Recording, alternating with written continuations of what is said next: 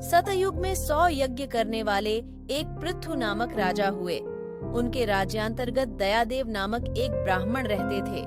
वेदों में निष्णात उनके 4 पुत्र थे।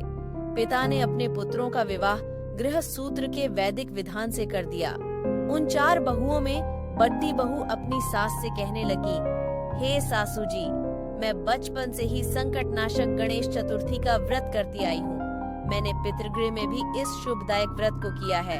अतः हे कल्याणी, आप मुझे यहाँ व्रतानुष्ठान करने की अनुमति प्रदान करें।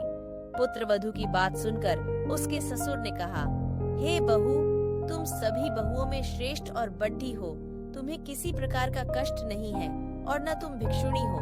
ऐसी स्थिति में तुम किस लिए व्रत करना चाहती हो? हे सौभाग्यवती, अभी तुम्हारा समय उपभोग करने का है कि गणेश जी कौन है। बड़ी बहू गर्भिणी हो गई। 10 मास बाद उसने सुंदर बालक का प्रसव किया। उसकी सास बराबर बहू को व्रत करने का निषेध करने लगी और व्रत छोड़ने के लिए बहू को बाध्य करने लगी।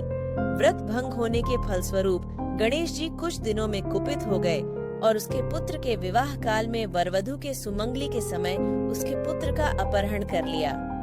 इस अनहोनी घटना से मंडप में खलबली मच गई। सब लोग व्याकुल होकर कहने लगे, लड्डू डैका कहाँ गया? किसने अपहरण कर लिया? बारातियों द्वारा ऐसा समाचार पाकर उसकी माता अपने ससुर दयादेव से रो रो कर कहने लगी, हे ससुर जी, आपने मेरे गणेश चतुर्थी व्रत को छुड़वा दिया है, जिसके परिणाम स्वरूप ही मेरा पुत्र गायब हो गया है। अपनी पुत्र वधू के मुख से ऐसी बात सुनकर ब्राह्मण दयादेव बहुत दुखी हुए।